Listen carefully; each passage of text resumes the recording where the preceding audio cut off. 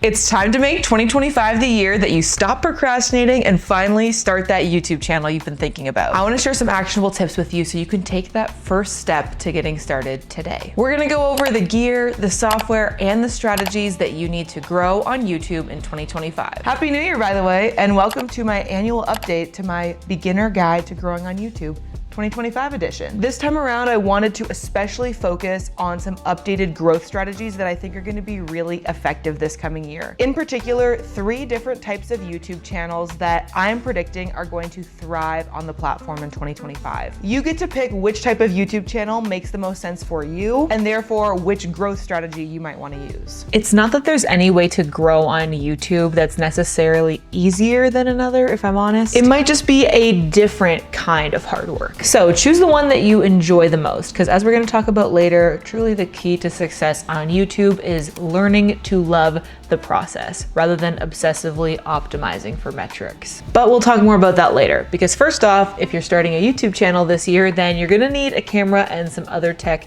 to make it happen. So let's talk about gear.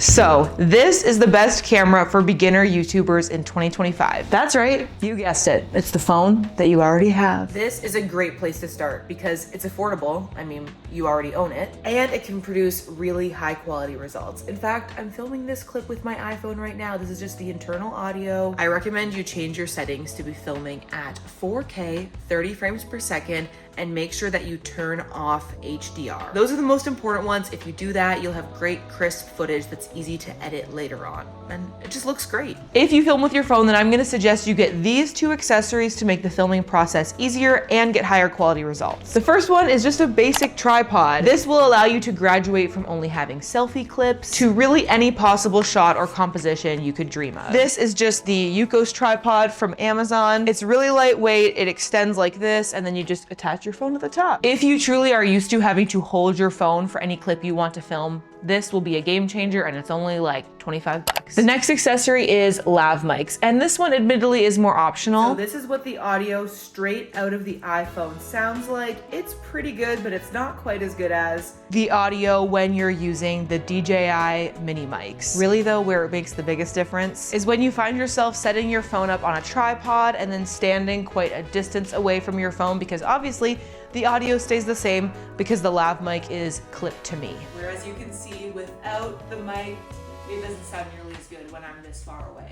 With just these 2 basic accessories, you'll be able to produce extremely high quality videos without having to invest in a separate camera. However, sometimes it does make sense to invest in a camera that's different from just your phone. Basically, what it comes down to is there are pros and cons to filming with your phone, and you've got to decide what makes sense for you. First, let's talk about the pros. Your phone is pretty much always with you and always charged. All of us basically make a habit out of making sure that our phone is charged every morning, whereas you might forget to charge your camera batteries. Your phone's pretty inconspicuous. You'll feel less awkward vlogging with it in public than you would holding up a big camera. And probably the biggest pro of them all, you already own it. You don't have to drop another, $1,000 on a new camera. You've already got it, so you might as well use it. However, there are some cons. Let's just be honest, like storage is annoying on phones. The thing is, we use our phones for so many different things. When you go to edit your vlog, inevitably you're gonna be sifting through a ton of screenshots, photos of things you're supposed to get at the grocery store. It's just a little bit messier than having a camera dedicated to filming, where the SD card only has the clips that you actually want to edit. And we all know the struggle of our phone storage constantly being full. And the final con, you have less control over the lens you're using and the exposure. Phones have really improved over the years in terms of camera control. So based on all of this, you have to decide whether a phone setup makes sense for you or if you're ready to upgrade.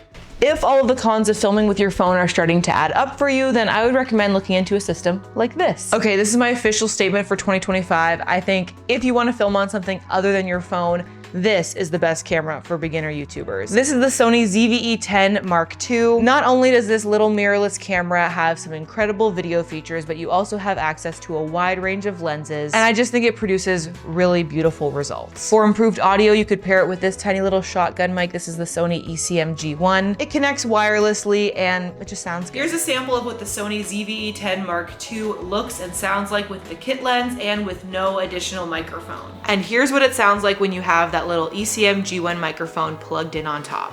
Whichever kit you go with, just remember that the quality of your videos is so much more about the substance, like what your video is about, rather than what camera your video was filmed with. So really just make the best of whatever you have on hand and use that until you start to bump up against the creative limits of your setup. When you find yourself wanting to film something that you physically can't with your existing camera, that's a good indication that it might be time to invest. But until then, just promise me you won't let not having the perfect camera hold you back from getting started. A lot of times we use gear as an excuse for why we're not ready to start yet, so don't fall into that trap. Dive in with the phone that you already have and then upgrade when you're ready. Okay, so we got you the gear that you need to actually film your videos, and now let's tackle the software that you're gonna use to edit them. I have one really solid recommendation for you, and it's an app that I personally have started using a lot over the last year. And the best part is it has a really great free version, and that is DaVinci Resolve. Fun fact, I actually edited a lot of the videos for this channel and my vlog channel using just the free version of DaVinci Resolve like earlier this year. I just recently upgraded to the paid version, but there is so much you can do with this totally for free. Honestly, you can do everything that you need to do with the free version of Resolve, but if you want to get into more complex stuff like automatic masking, motion graphics, and the auto captions, I believe, are part of the paid version, but it's a one-time fee to purchase the software. It's not a subscription, so we love that. I want to focus more on the strategy in today's video, so we're not going to get into a full-on editing tutorial, but I did do kind of an introduction to DaVinci Resolve for beginners in this video, so I recommend checking that one out next if you want to learn more about that. Now, when you're editing your videos, in my opinion, one of the most overlooked parts of creating a great edit is making sure that you find the right music to pair with it, especially if you want to edit fun montage segments like this.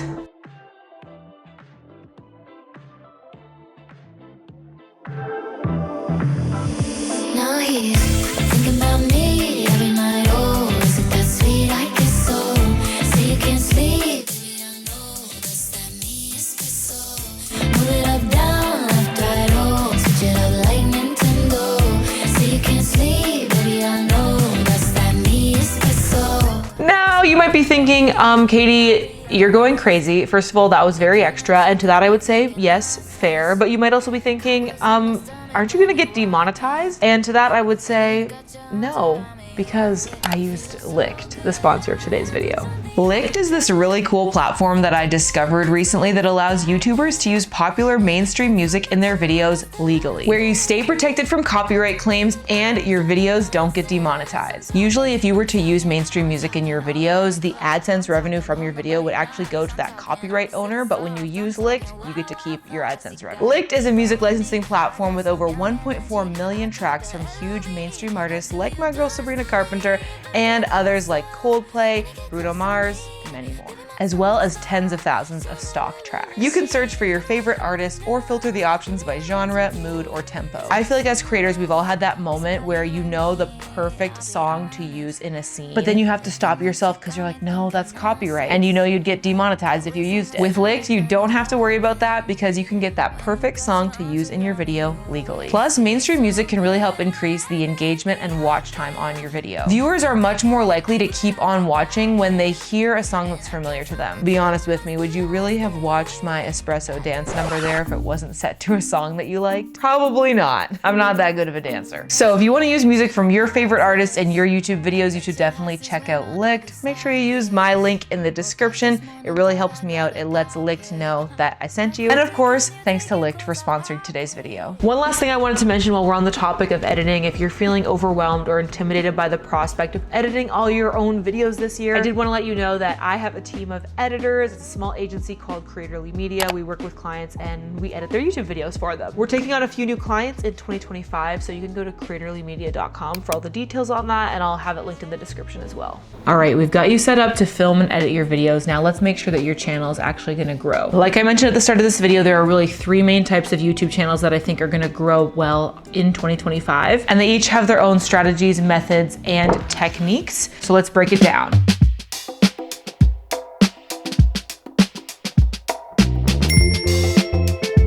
Okay, so the first type of YouTube channel that we are going to tackle is a podcast channel. Video podcasts have become super popular over the past year or so, and I can definitely see them continuing to grow in popularity throughout 2025. Okay, so first let's discuss like why this works so well. Like why does this type of channel thrive in the YouTube algorithm? Oh, but first I've got to add my little sticker. The video podcast format really takes advantage of the part of the YouTube algorithm that prioritizes watch time. The way people consume video podcasts on YouTube is that they like to put them on and let them play in the background while they do chores around the house, go for a walk, drive to work, especially for people with YouTube Premium, right? Because you can play a video even if the app is closed. But even if you just have it open in another tab on your computer while you're scrolling through Pinterest or doing other stuff, like people love to have it as like background noise basically. And this means that your watch time is amazing compared to other formats because people are less likely to skip through something if they're doing another activity simultaneously. Pair that with the longer on average video length, and video podcasts are like a hack to basically going viral because your watch time is so high. Another reason why this works so well is because it really builds up that connection with your audience. The nature of it is when people spend like 30+ minutes listening to you talk, you're gonna feel more connected to that creator and therefore more loyal to them. Also, listeners just have more tolerance for tangents on podcasts, again, because they aren't as likely to skip. So even if you aren't being as brief and concise and to the point as possible, people will still kind of keep listening. And so that means there's not as much pressure for podcasters to edit out their personality for the sake of brevity, because you've kind of got that guaranteed watch time there. As long as you are generally engaging and interesting to listen to, it doesn't have to be such tight cuts. So all of this kind of helps increase your watch time, increase that connection with your audience. Finally, another benefit of video podcast is the extra discoverability that comes from the other platforms where your podcast will be syndicated. So if you post your video podcast on YouTube, chances are you're also going to make sure that the video and audio are on Spotify and the audio is on Apple Podcasts, which basically means you have those additional opportunities to grow. So not only are people finding you through YouTube, but they're also finding you on the other podcast platforms. Okay, so that's why it works. Let's talk about how you can make it work for you.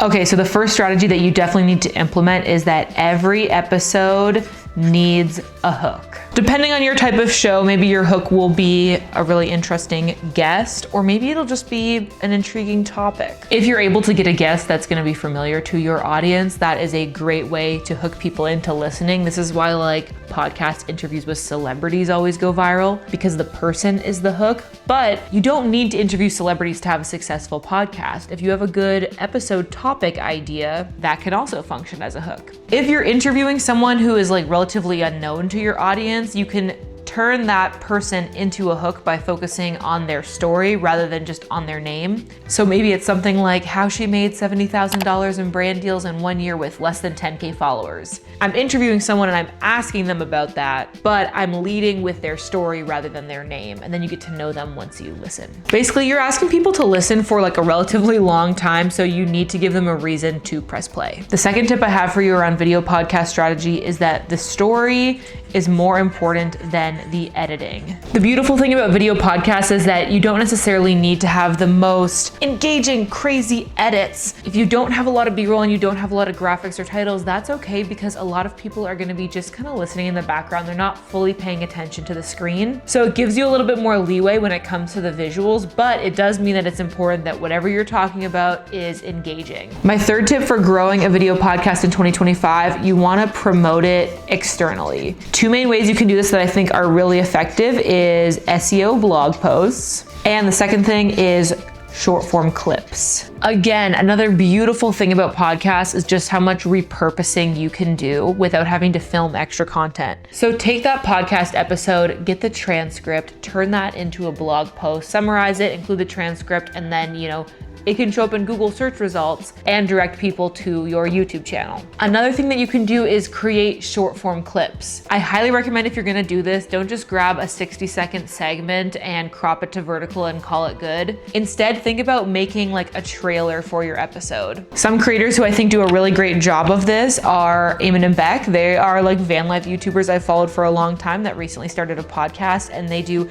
really attention-grabbing short-form edits to promote their latest episodes. And if you watch my channel, chances are you're familiar with Colin and Samir. They do great little like trailer edits.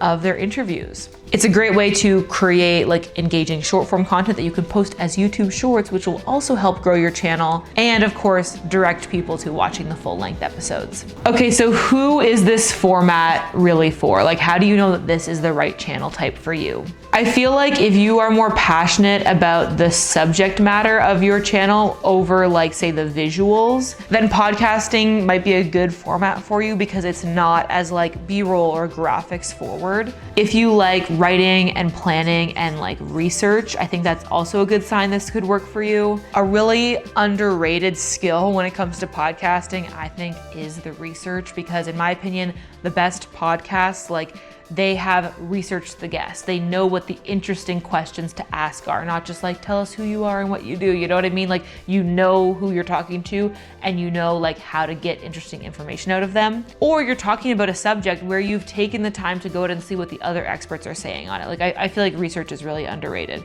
And I think podcasts are also just good for people who are kind of chatty or like long-winded. If you have a hard time making a video that is like 15 or like 20 minutes long for YouTube, if you want to talk for longer than that, like a podcast might be a good fit. The second format that you might want to consider for growing a YouTube channel in 2025 is a vlog channel. I think a lot of people are dubious as to whether a vlog channel can still be successful in 2025, but I really believe they can be. It just takes the right strategy. Because like this format is still working in the algorithm, and let's talk about why. In my mind, this genre is really defined by good storytelling and ultimately kind of a form of escapism. Viewers watch these channels for relaxation, for comfort, to kind of get a break from their everyday lives, to kind of just turn off their brain and tune into a different world. So the creators who do the best with these formats are really good at immersing you into their life. Like, truly, I think one of the markers of success of these channels is just strong vibes. Like, you need to kind of have a clear brand, have a clear vibe, and like just emit that with every video. What I mean by this is successful vloggers, like, I don't know if you've noticed this as you watch your favorite comfort creators, but they're always gonna have like a similar genre of music that they use, similar types of shots, similar visuals, transitions that they go back to again and again, the same style of fonts. They have a clear visual language to their brand. It's just like how someone has like personal style, like their outfits are consistent in a way where you're like, oh yeah, that's the kind of outfit that Katie would wear. For successful vloggers, they have like, oh yeah, that's the kind of font that Katie would use in her videos. That's the kind of like transition. All of those things are very consistent. So it provides that same feeling to viewers every time. It's really about like comfort viewing, I feel. Okay, so how do you grow a vlog channel in 2025? Like, how are people doing this? First and foremost, I think it is so essential, you need to choose a target audience. If the vibe or like the personal brand is the core of being a vlogger, then it's so important that you have a target audience that connects well to that vibe or that brand. So I really recommend, if you're gonna embark on this, study your target audience. Think about the kind of people that you think will connect with what you want your vibe to be. Figure out who they are and figure out who they're already watching. Do a little bit of market research, see the other people in your space, and figure out how you can come to the table with a slightly fresh or different approach. Like, how are you gonna differentiate yourself? And so basically the process is you're going to start with a familiar format. Oh, we need a little bit more space.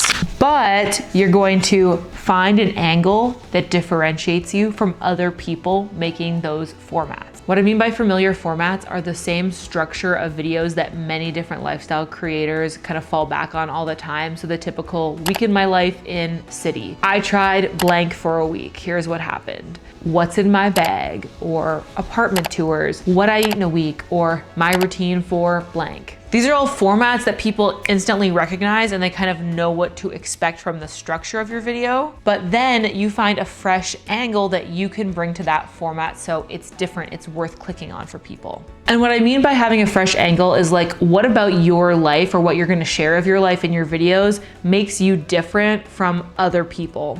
For some people, it might be like the city they live in. Maybe that's Paris or New York. That's a great one, especially if you live in like a major, like kind of world famous city, because a lot of people are curious about what that life is like. Or maybe it's the type of job you have, and other people who are curious about that career want to see what life is like doing that job. Or maybe it's some niche lifestyle, whether you're a digital nomad or you're homesteading or you live in a van. These are all examples of the angle that you can take to those week in my life, my routine for X formats that are so familiar. And of course, as we know, the title and thumbnail are like super significant to the success of these videos. It's important that you use your opportunity in your title and thumbnail to really advertise the video, give people a sense of your vibe, like I said.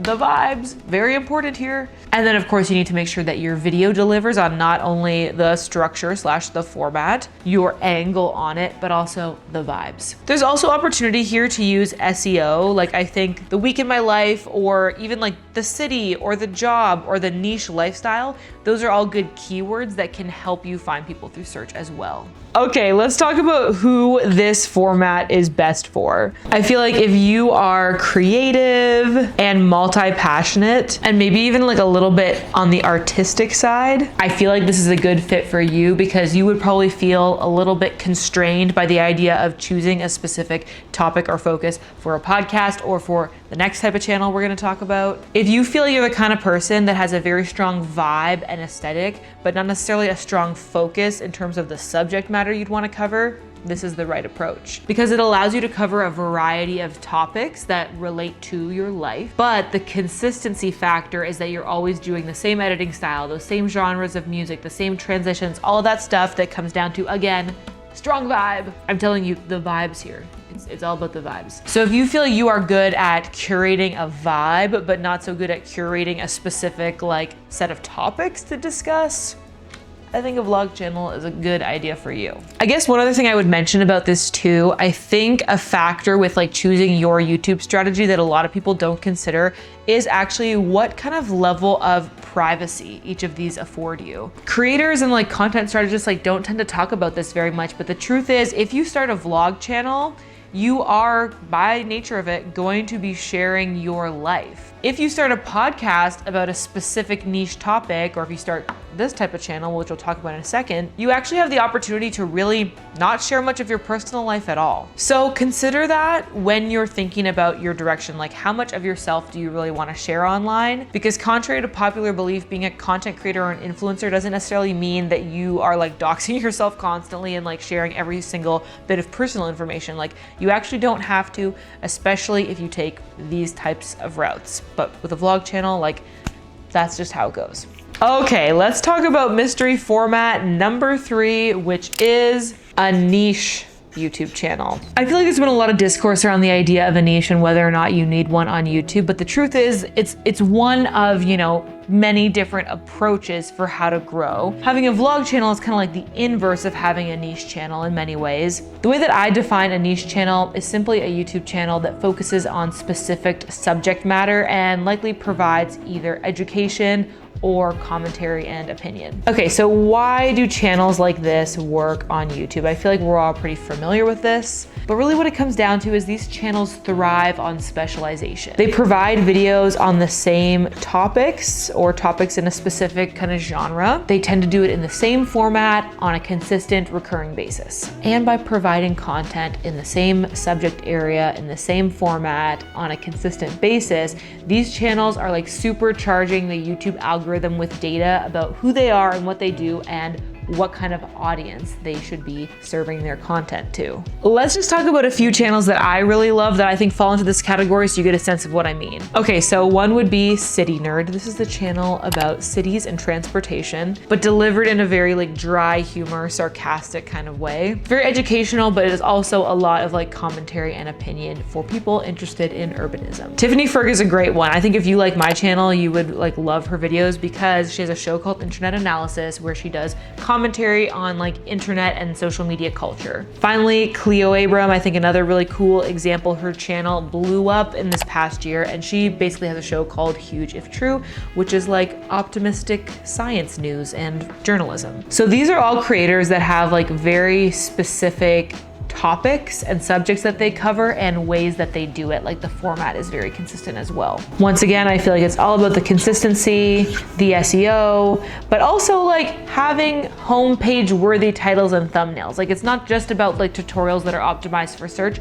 These things are very like viral worthy as well. So I feel like a lot of people hear niche channel and they think like tutorials, and it doesn't necessarily have to be that. Okay, so how do you grow with this type of channel? First of all, you have to have something that you are obsessed with. Because again, it's all about consistency. It's about hitting that same subject area again and again. And the only way you're gonna do that is if you talk about something that you're obsessed with, that you love. And then I think it's just very important, again, to be consistent in your subject area, your niche, of course, but also your format. So who is a niche channel like best suited for? I think you need to be the kind of person that has a very specific passion that you are just obsessed with, like reading about, researching about, and like writing scripts about. So again, this is like really the opposite of a vlog channel type person who's very multi-passionate, can't choose a certain topic. Because again, to succeed in this type of channel, you have to just like go down the rabbit hole, be obsessed with, you know, science news or urbanism or internet culture or whatever.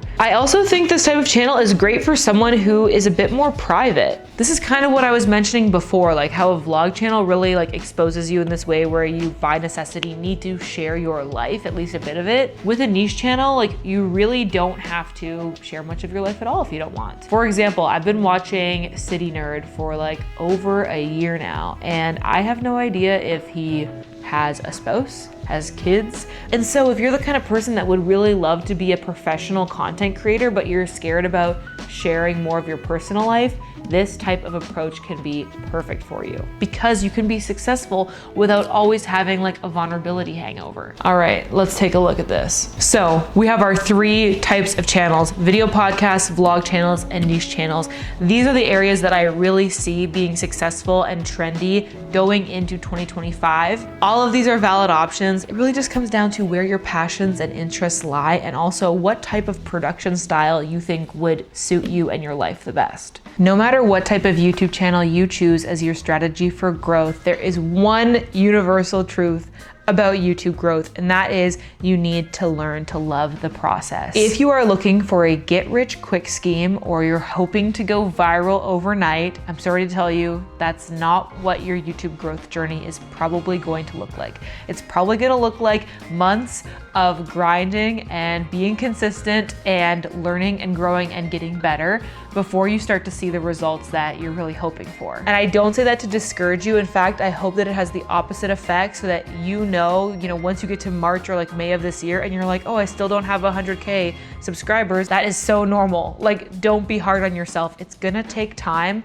but it's so worth it. The more you create, the better you get at your craft. And in my mind, every video you post is just like another chance to find a new viewer, another chance to show up at the homepage, another chance to surface in search results. So don't give up on yourself too easily, and just know that it takes time and it takes practice, but good things in life take time. Okay, before you leave this video though, I want you to take the first essential step to getting your YouTube channel started this year. Choose a day to film your first video. Maybe it's tomorrow, maybe it's next week sometime, but put that day on your calendar and promise yourself that you're gonna do it. If you don't give yourself deadlines to be accountable to, then this is likely to become a dream that you're still thinking about starting next year. If you made it to this point in the video, my friend, you are a part of the elite end of the video club, and I just wanna thank you for watching. And yeah, I'm just excited that you're here. I'm excited to see how you're gonna grow. I have a lot of big and exciting plans for my own YouTube channel and my own video podcast as well for this year. So